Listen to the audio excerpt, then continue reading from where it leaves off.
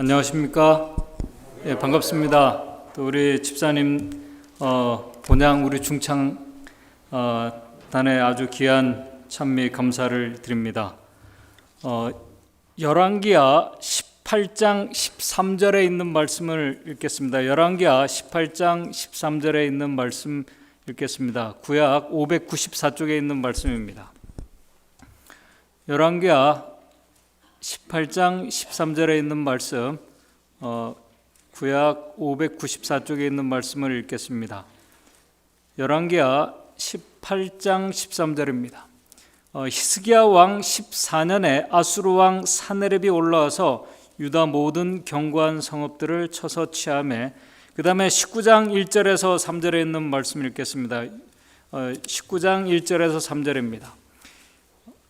열왕기하 19장 1절에서 3절. 히스기야 왕이 듣고 그 옷을 찢고 굵은 베를 입고 여호와의 전에 들어가서 국내 대신 엘리야킴과 서기관 셈나와 제사장 중 장로들에게 굵은 베를 입혀서 아모스의 아들 선지자 이사야에게로 보내매, 3절. 저희가 이사야에게 이르되 히스기야의 말씀이 오늘은 곤란과 책벌과 능욕의 날이라. 아이가 임산하였으나 해살할 힘이 없도다. 그 다음에 열왕기하 20장 1절에서 3절에 있는 말씀입니다.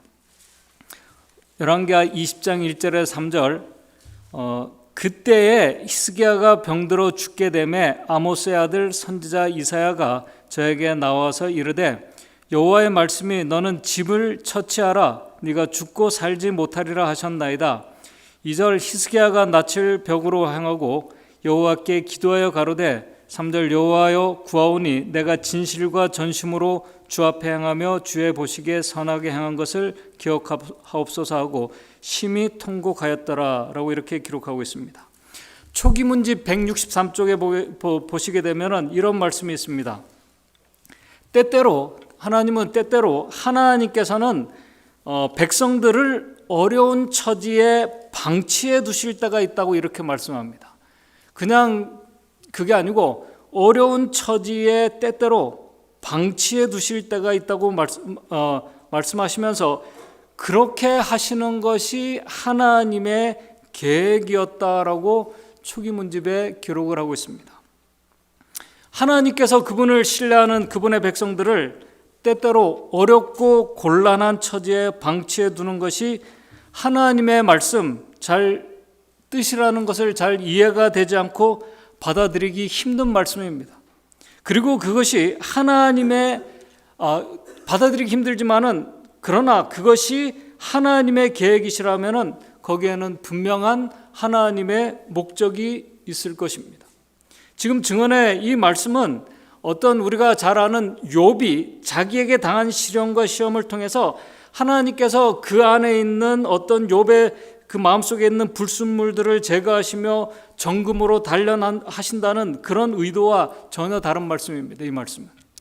그렇다면 하나님께서 어떤 계획을 가지시고 당신의 백성들을 곤란한 상황에 두시는 것일까? 여기에 대해서 각자마다 저마다의 이유들을 생각할 수 있을 것입니다. 오늘 이 시간 저는 잘 아시는 하나님 앞에 신실했던 한 왕을 하나님께서 아주 큰 위기와 고난 가운데 두시면서 그를 구원해 내시고 난 다음에 또 다른 위기를 그에게 두시는 과정을 살펴보면서 왜 하나님께서는 당신의 신실한 백성들과 때때로 하나님의 교회를 큰 어려움과 곤란 가운데 빠지게 하시는 하나님의 특별한 계획이 무엇인지를 성경과 증언의 말씀을 중심으로 살펴보면서 특별히 어려운 가운데 있는 성도들과 또 이 교회에게 주시는 교훈을 같이 좀 생각해 보고자 합니다. 오늘 이 본문의 말씀의 주인공 히스기야 왕은 남방 유다에 잘 아시는 것처럼 13번째 왕입니다. 먼저 히스기야가 어떤 일을 하다가 이 자신 개인과 큰 나라가 큰 위기 속에 들어가게 되었는지를 좀 살펴보도록 하겠습니다. 아까 우리가 읽은 말씀처럼 열왕기하 20장 1절에 보게 되면은 그때 히스기야가 병들어 죽게 되매 아모스의 아들 선지자 이사야가 저에게 나와서 이르되 여호와의 말씀에 너는 집을 처치하라. 네가 죽지 못하고 살지 못하고 못하리라 하셨나이다. 여기서 말하는 그때라는 그때가 언제인가? 우리 재림교회 주석에는 이때는 히스기야 14년에 사네립이 첫 번째로 침공할 무렵이었다라고 이렇게 기록하고 있습니다. 아까 읽은 열왕기하 18장 13절을 보시게 되면은 히스기야 왕 14년에 아수르 왕 사네립이 올라와서 유다 모든 견고한 성읍들을 쳐서 취함해라고 이렇게 기록하고 있습니다. 아시리아 왕 사네립이 이 유다를 쳐들어왔을 때 바로 그때라는 것은 히스기야가 병들었을 때가 바로 그때라는 것입니다. 그때에 히스기야가 병들어 죽게 되매라고 이렇게 기록하고 있습니다. 학자들은 어떤 자들은 열왕기하 18장 13절에서 16절에 이 유다의 침공을 1차 침공이고 그 다음에 열왕기하 18장 19절부터 19장에 있는 이 침공은 2차 침공이라고 이야기합니다. 중요한 것은 아수르의 침공 때에 아수르가 유다 나라를 이렇게 전쟁의 위기 속으로 이렇게 쳐들어왔을 때 히스기야가 죽을 병에 걸리게 되었다는 사실입니다. 여러분들 이 전쟁의 참혹성에 대해서는 여러분들이 지금 뉴스를 보시면서 이거 얼마나 무섭고 참혹한지를 경험해 보신 분들도 계시고 아시리라고 생각이 됩니다. 개인적으로나 국가적으로 절대절명의 큰 위기와 절망적인 상황이 되었습니다. 그때 하나님께서 이 히스기야 왕에게 주신 기별은 뭐냐면은 이제 왕은 왕국의 통치권을 넘겨주고 죽을 준비를 하라는 것이었습니다. 오늘 저와 여러분들이 우리에게 개인적으로 하나님께서 이런 기별을 주신다면 오늘 우리 자신과 또 우리의 교회가 이렇게 동시에 그런 난감한 상황에 직면하게 된다면 아마 대부분 멘붕 상태에 직면하게 될 것입니다. 그런데 여러분들이 지난 과거의 히스기야의 삶을 여러분들이 성경 말씀을 통해서 돌아보게 된다면 하나님께서는 히스기야를 그런 곤란과 위기 속에 죽을 그 처지에 방치하는 것이 아니라 오히려 히스기야와 그의 나라를 보호하고 그런 상황이 되지 않도록 보호하시는 것이 먼저라고 우리가 분명히 생각하게 될 것입니다. 잘 아시는 것처럼 히스기야는 하나님 앞에 정직한 왕이었습니다. 하나님을 그 누구보다도 절대적으로 신뢰하는 용감한 왕이었습니다. 여러분들이 열왕기하 18장 15절을 보시게 되면은 열왕기하 18장 5절입니다.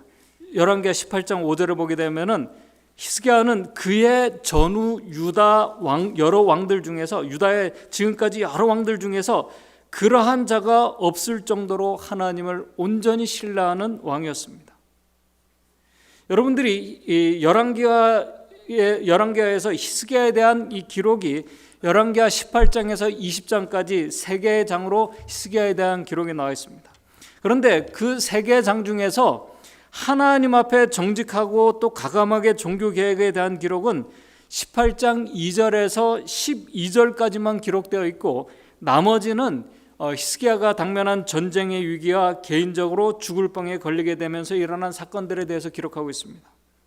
그런데 열왕기하 18장과 달리 에스라는 역대하 29장에서 32장까지 이 4개의 장 중에서 이 3개의 많은 거의 4분의 3의 장을 역대하 29장에서 31장까지 전쟁에 대한 히스기야와 관련된 전쟁에 대한 기록이 아니라 히스기야가 왕위에 오르면서 하나님 앞에 그가 얼마나 정직하게 행하며 또 하나님을 위해서 종교개혁과 영적인 부흥을 일으켰는지를 에스라는 역대하에서 특별히 기록을 하고 있습니다.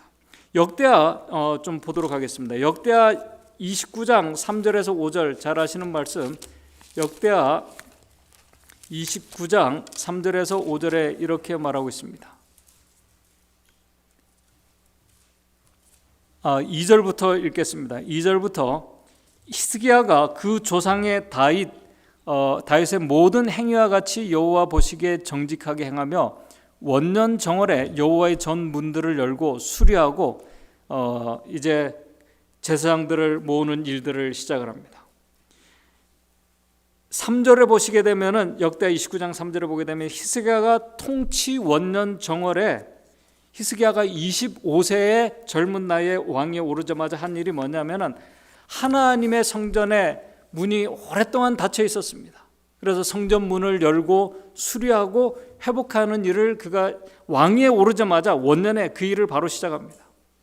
이 성전 문이 이렇게 성전 문이 닫히고 수리하게 된 것은 이 히스기야 왕의 아버지인 아하스 왕이 29장 역대하 29장 24절 25절을 보게 되면 아주 우상 숭배에 깊이 빠지면서 역대하 29장 24절 25절에 아하스가 하나님의 전의 기구를 모아 회파하고 또 여호와의 전 문들을 닫았습니다.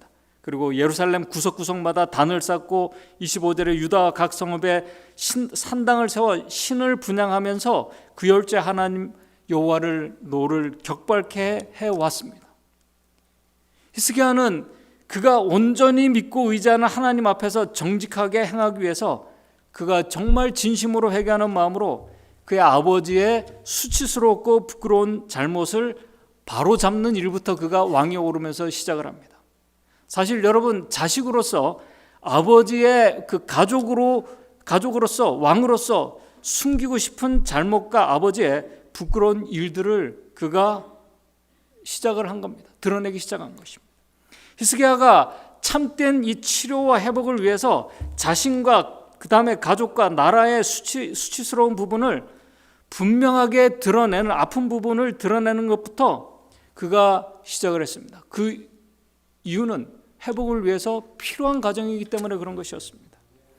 히스기야가 왕위에 오른 원년에 우상 숭배 환경 속에서 그렇게 가감하게 개혁을 시도했다는 것은 이 히스기야 왕이 그가 왕위에 오르기 이미 전부터 그가 준비해왔고 마음에 두었던 사업을 그가 왕이 되자마자 바로 그 일을 그 다음에 그가 시작을 했습니다. 그래서 종교개혁이 유다의 나라에서 가장 시급하고 중요한 것이라고 그가 판단하며 용기를 내면서 그가 하나님 앞에 그 믿음의 행동을 그가 했습니다. 그래서 역대하 29장 3절 5절에 아까 다시 보시게 되면은 원년 정월에 여호와의 전 문을 열고 수리하고 제사장들과 레위 사람들을 동편 광장에 모으고 저에게 이르되 레위 사람들아 내 말을 들으라. 이제 너희는 성결케 하고 또 너희 열조의 하나님 여호와의 전을 성결케 하여 그 더러운 것을 성소에서 없이 하라.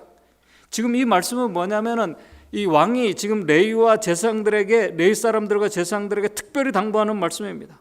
이 말씀을 당부하는 이유는 뭐냐면은 그의 선대 왕인 다윗 왕 때부터 다윗 왕이 하나님의 법궤를 예루살렘으로 옮길 때에 제사장들과 레위인들이 먼저 자신을 성결케 하고 참여하지 못한 가운데 법궤를 옮기다가 일어난 이 웁사의 사건, 아주 불행한 사건을 지금 제사장들과 레위인들에게 상기를 시킵니다.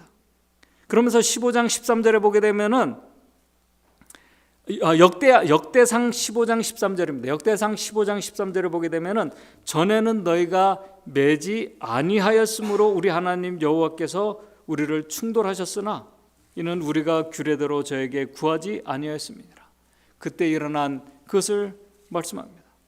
그런 과거의 잘못을 반복하지 않도록 레위인과 제사장들에게 아주 신신당부를 하면서 먼저 성소를 정결하기 전에 자신부터 그의 마음의 상태를 성결케 하라고 특별히 당부합니다. 먼저 성전의 성결에 앞서 마음을 성결케 하는 일을 특별히 당부합니다.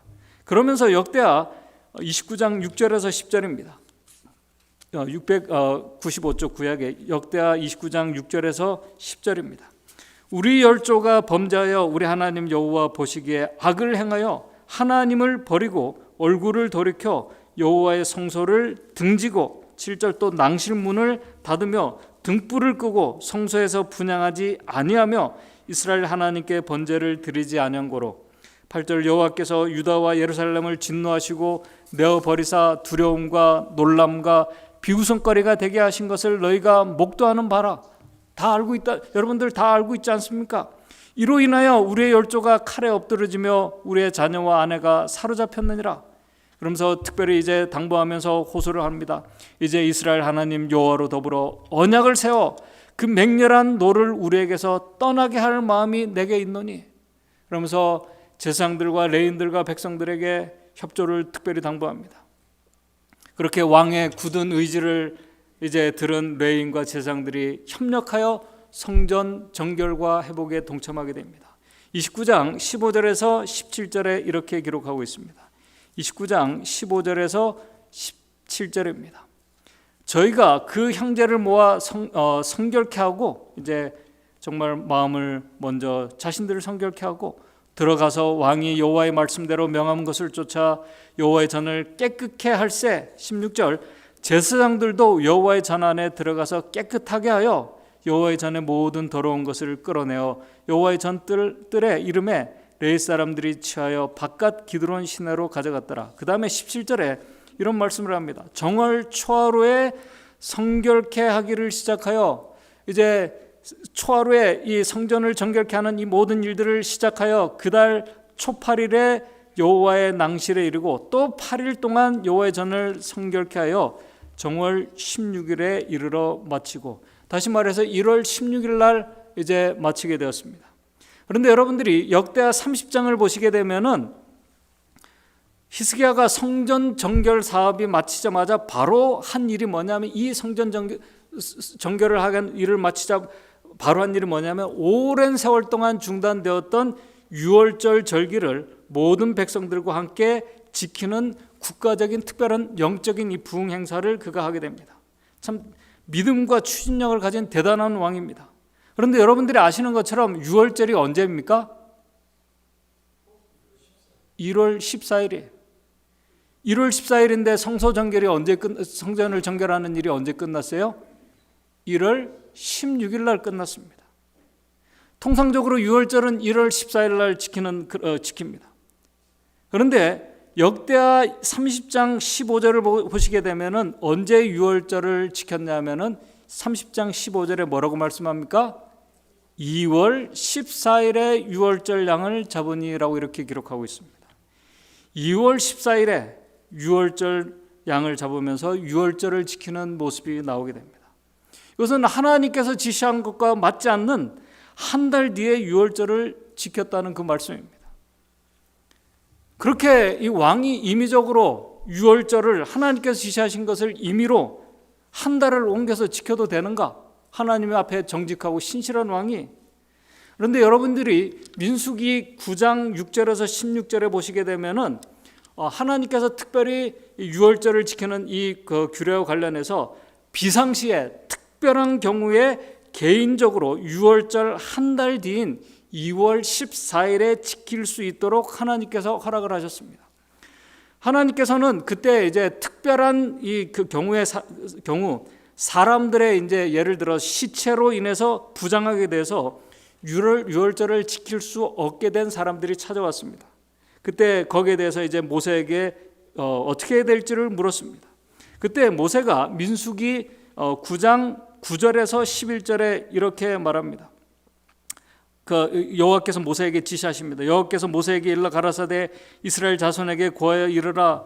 너희나 너희 후손 중에 시체로 인하여 부정케 되든지 먼 여행 중에 있든지 할지라도 다 여호와 앞에 마땅히 유월절을 지키되 11절에 2월 14일 해질 때에 그것을 지켜 어린 양의 무교병과 쓴 나물을 아울러 먹을 것이요.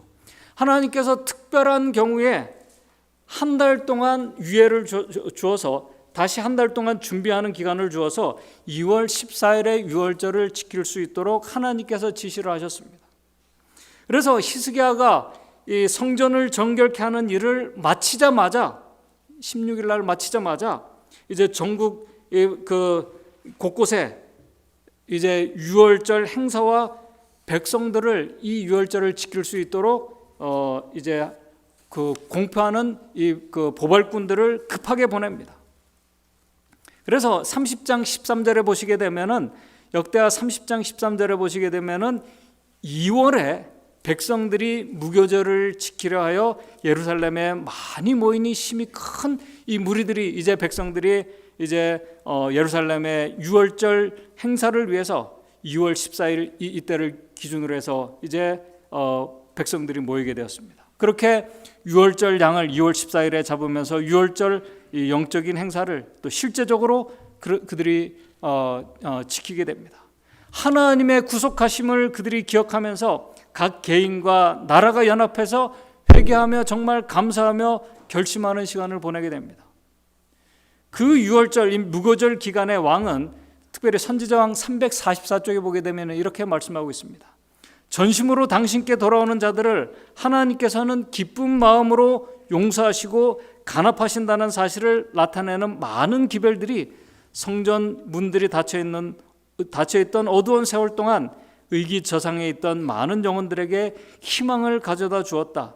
지도자들이 계획을 일으키기 시작할 때 이제 이런 영적인 또 실제적인 계획을 일으키기 시작할 때 죄의 속박에서 지친 백성의 무리가 곧 호응하였다. 성전 마당에 들어가 용서를 구하고 여호와께 충성하겠다는 그들의 맹세를 새롭게 다진 사람들은 성경 말씀의 예언 부분들에 대해서 그들에게 주어진 놀라운 격려를 받았으며 영적인 부흥과 회복을 위해 백성과 같이 협력하여 하나님께로 돌아갈 것을 단체로 그들이 이제 이 유월절 행사를 기준으로 결심을 합니다. 백성들과. 그래서 히스기야가 국가적인 유월절 행사를 마치자마자 이제부터는 나라의 중심부인 이 예루살렘 성전을 시작으로 해서 유다 각 지역에 만연해 있던 우상과 산당들과 우상들을 폐하고 제거하면서 백성들에게 율법을 가르치면서 하나님께로 돌아오는 일들을 그가 이제 시작을 합니다. 그 모습이 역대하 31장부터 나와 있습니다. 31장 1절에 이렇게 말합니다. 이 모든 일이 마침에 거기에 있는 이스라엘 무리가 나가서 유다 여러 성읍에 이르러 주상을 깨뜨리며 아사랴 목상을 찍으며 유다와 베냐민과 에브라임과 므낫세와 온 땅에서 산당과 단을 제하여 멸하고 이스라엘 모든 자손이 각각 그 본성 기업으로 돌아갔더라. 그렇게 역대하 이제 31장 20절 21절에 보게 되면은 히스기야가 온 유다에 이같이 행하되 그 하나님 여호와 보시기에 선과 정의와 진실함으로 행하였으니 무릇 그 행하는 모든 일 곧 하나님의 전에 수종드는 일에나 율법에나 계명에나 그 하나님을 구하고 열심으로 행하며 형통케 하는 일을 그가 해오고 있었습니다. 그렇게 열심히 개인과 나라를 위해서 하나님을 위해서 헌신하며 봉사하고 있던 바로 그때 바로 역대하 32장 1절에 아수르 왕 사네립이 바로 그때 유다에 쳐들어오게 된 것입니다. 꽤 긴 시간입니다. 이 종교개혁을 하는 이 시간이 아까 사네립 그 히스기야 그 통치 14년째 이렇게 쳐들어왔다고 하는데 그거 정말 지치지 않고 오랜 세월을 그렇게 해왔어요. 열정을 다해서 하고 있을 때 전쟁의 큰 위기를 직면하게 됩니다. 그리고 그때 또 어떻게 돼요? 죽을 병에 걸리게 됩니다. 여러분들 우리 같으면은 어떻게 받아들이시겠습니까? 어떻게 받아들이시겠어요? 그때 히스기야가 이 아수르 왕 사네립이 쳐들어왔을 때 그가 정말 하나님을 신뢰하는 믿음의 왕으로서 백성들에게 더 강하게 하나님을 신뢰할 것을 역대하 32장 7절 8절에 당부합니다. 32장 7절 8절입니다. 백성들에게 너희는 마음을 강하게 하며 담대히 하고 아수르 왕과 그 쫓는 온 무리로 인하여 두려워하지 말며 놀라지 말라. 우리와 함께하는 자가 저와 함께하는 자보다 크니 8절 저와 함께하는 자는 육신의 팔이요 우리와 함께하는 자는 우리의 하나님 여호와시라 반드시 우리를 도우시고 우리를 대신하여 싸우시리라 하며 백성이 유다의 왕 히스기야 말로 인하여 안심하게 됩니다. 같이 믿음으로 이 모든 일들을 당면한 일들을 하나님을 신뢰하면서 이 전쟁에 대하자고 합니다. 안정이 되었습니다. 그러나 이 계보를 알게 된 아수르 왕 사네립이 유다 백성들에게 32장 15절 16절에 이렇게 그들에게 선포합니다. 15절 16절입니다. 그런즉 이와 같이 히스기야에게 뭐하지 말라고요? 속지 말라. 그러니까 다 여러분들 안심시키는 그런 말장난에 불과하다는 것입니다. 이와 같이 히스기야에게 속지 말라, 게임을 받지 말라, 저를 믿지도 말라. 아무 백성이나 아무 나라의 신도 능히 그 백성을 나의 손과 나의 열조의 손에서 건져내지 못하였나니 하물며 너희 하나님이 너희를 내 손에 건져내겠느냐 하였더라. 16절 산헤립의 신복들도 더욱 여호와 하나님과 그 종 히스기야를 비방하였으니, 지금 이 말씀은 이 산헤립 아수르 왕이 강하게 이야기할 수 있는 것은, 그들이 산헤립의 그들이 강하게 얘기할 수 있는 것은 뭐냐면, 하나님을 믿는다고 하는 북방 이스라엘도 지금 아수르에게 의해 이미 멸망을 당했습니다. 하나님을 믿는 이 이스라엘 백성들, 북방 이스라엘 멸망 당했지 않느냐? 이 히스기야 왕 이 말 속지 말라는 것입니다. 하나님을 의지하는 것 아무 힘이 없다고 말씀합니다. 그렇게 남방 유다가 아수르에 포위되었습니다. 32장 24절입니다. 32장 24절, 바로 그때 히스기야가 어떻게 해요? 병들어 죽게 된 거로. 참 난감하지 않습니까? 정말 큰 위기입니다. 개인적으로 위기고 나라적으로 위기고. 그때 아까 우리가 열왕기하 20장 2절 3절에 읽은 것처럼 그가 하나님께 찾아가서 하나님 앞에 벽을 보고 간절히 통곡하며 히스기야가 기도합니다. 히스기야 열왕기하 아까 읽은 우리 20장 3절에 여호와여 구하오니 내게 진실과 전심으로 주 앞에 행하며 주의 보시기에 선하게 행한 것을 기억하옵소서 하고 심히 통곡하니라. 그때 하나님께서 히스기야의 기도와 눈물을 들으시고 그에게 다시 회복해 주실 약속을 하십니다. 15년을 더 살게 될 것을 말씀하시는 놀라운 은혜를 그가 경험합니다.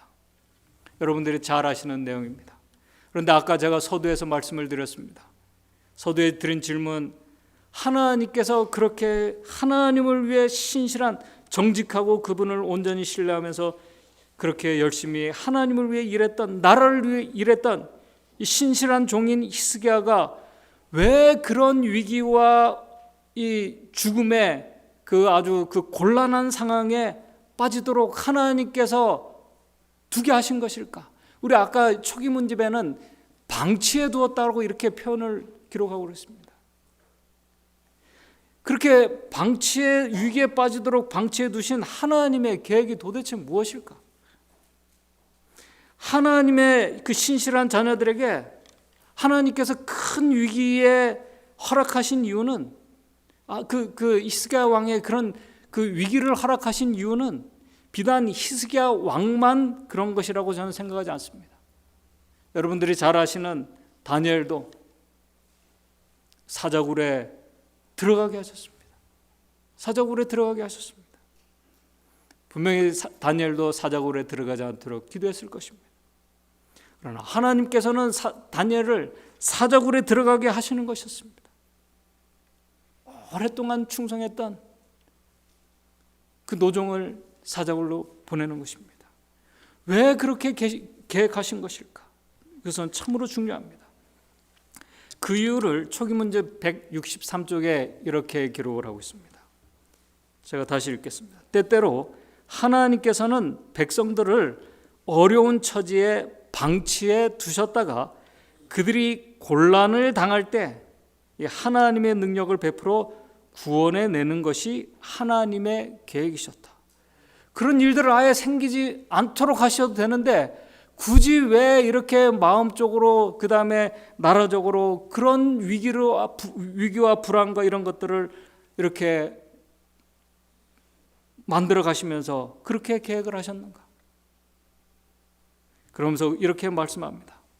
계속 축의문집에 이렇게 합니다. 그렇게 함으로 저들은 자기들을 보살펴 주시는 하나님의 사랑을 깊이 깨닫고 그를 섬기며 그에게 영광을 돌리게 된다. 하나님을 섬기고 사랑을 깨닫고 있는데 하나님께서 그렇게 하신다는 것입니다. 그렇게 함으로 저들은 자기들을 보살펴 주시는 하나님의 사랑을 깨닫고 그를 섬기며 그에게 영광을 돌리게 된다라고 이렇게 말하고 있습니다. 저는 이 말씀을 좀 더 우리가 생각해 볼 필요가 있다고 생각이 됩니다. 때때로 하나님께서는 하나님의 신실한 백성들과 하나님의 교회를 아주 큰 위기와 곤란 속에, 곤란한 상황 속에 빠지게 하십니다. 빠지게 하셔요. 이유는 분명합니다.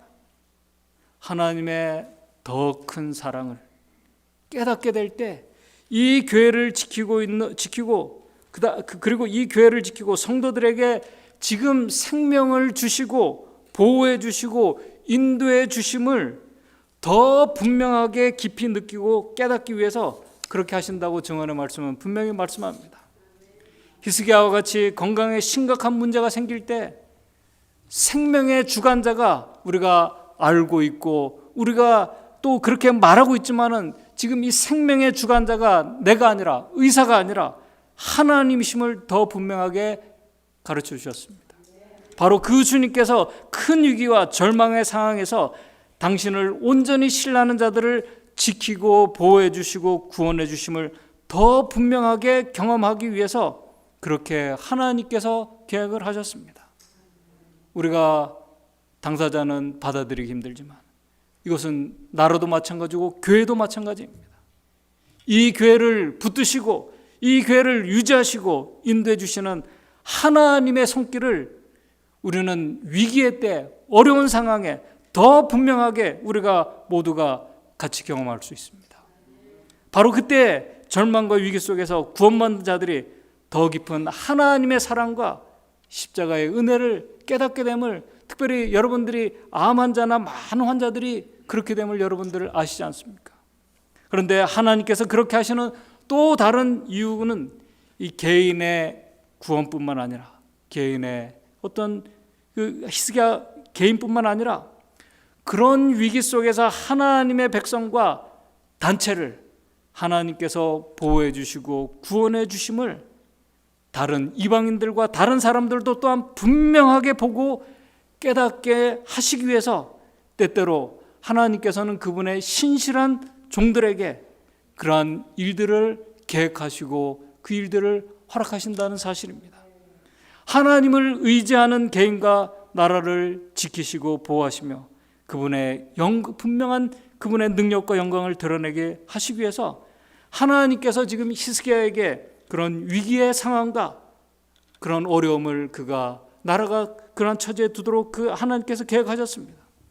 하나님의 살아계심을 더 분명하게 드러내시기 위해서 사자굴에 다니엘을 집어넣으셨습니다. 아까도 말씀드렸지만 그런 하나님의 계획을 큰 위기와 곤란 가운데 있는 자들은 받아들이기 정말 힘들 것입니다. 그러나 그러한 위기와 어려움마저도 하나님께서는 이미 계획하시고 그런 위기와 어려움을 사용하시면서 당신의 백성들과 함께 하신다는 믿음이 우리에게 있을 때, 그들에게 있을 때 그 믿음을 가진 히스기야가 다니엘과 같은 믿음의 사람들이 그러한 상황 속에서도 더 강하게 하나님을 믿고 의지할 수 있었던 것입니다. 그러한 사실을 나라와 이방 나라 사람들까지, 이방의 왕들까지 같이 보게 된 것입니다. 그래서 하나님을 그들이 찬양할 수밖에 없었던 것입니다.